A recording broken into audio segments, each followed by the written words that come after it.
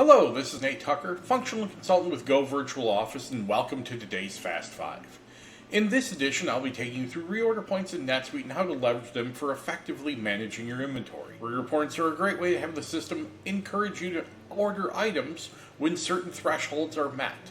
So with that being stated, go ahead and start your stopwatches. Let's go ahead and dive into reorder points in NetSuite in under 5 minutes.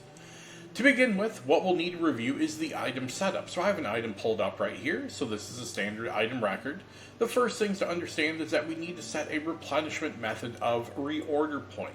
So what that means is in the system, this will be using reorder points. Now you'll see in here that there's some reorder information here, but because we have multi-location inventory enabled, all of our information is going to be down here at the location level. So here for our Tatooine location, you see that we have a reorder point of 24 and a preferred stock level of 125.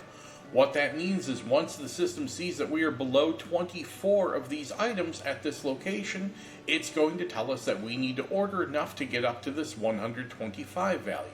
It also knows that currently we have 12 on hand at that location. So those are the three main things you need to identify. Additionally, if you want to use the order items page under vendors, you need to ensure that you have a preferred vendor set up and preferably with a purchase price. If you don't have a purchase price listed here, it will default to the purchase price that's listed on the record. Additionally, based on a few configuration tweaks, you can also add that information while you're on the order items page. So with those pieces set, now what we'll do is we're going to go back to our home page and we're now going to go to our order items page. Again, you should have a link in your navigation shortcut. Otherwise, in my purchasing manager role, if I go into receiving, right over here is my order items page. Now when it pops up, you're going to notice that we have time phased and reorder points. Here we're going to go ahead and hit reorder points. Now notice that this is showing all of our locations. So what we'll do here is we're going to hop up here and we're going to go ahead and select our location. So here's our location. Notice that our first piece we'll interact with here is this include items with no preferred vendor. What this checkbox does, currently we have 4 items appearing here. Now I'll go ahead and move my face out of the way. And it's telling us how much we're supposed to order, what that rate is for that vendor. If I toggle this checkbox, notice that another one appears. This one is in here because we do have a reorder point and preferred stock level, but we don't have a vendor assigned in here.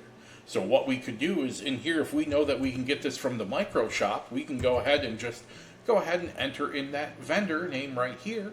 And now this one will also be eligible to show up on a purchase order. So now let's dive into the math here as we start looking at a few of these. So we can see the items name right here, and then we can see over here how much we have available, how much we currently have on order, and also that reorder point. So this one's telling us to order 125. The reason for this is because we have a reorder point of 24. We're currently at 12, so that's why it shows up in our list here. But then we have a preferred stocking level of 125. Well, we don't need 125 to get there. Well, this one has one additional little tweak on it. And what that is on the item record for this one, what we're doing is we're using something known as reorder multiple. So if you can only buy these in multiples of 25, this is how you would set that value. So the system knows that when you order those, you have to buy them in bulk orders of 25 at a time. So that's why this one might look a little different. Additionally, if we move down here, we see that this one has a preferred stocking level of 85. We currently have 5. So we would think that we should be ordering 80 to get us back up to that 85. However, we already have 13 of them on order, so it subtracts those from the 80 we would need, and that's how it gets these 67. But from here, all you need to do now is hit Mark All, and because we only have 2 different vendors in here, what it will do is it'll group these into 2 different purchase orders. So now I can go ahead and hit Submit, and it's going to go through and now generate those purchase orders for me. So this is the bulk processing queue. I can go ahead and hit refresh, and just like that, both of my purchase orders have been created.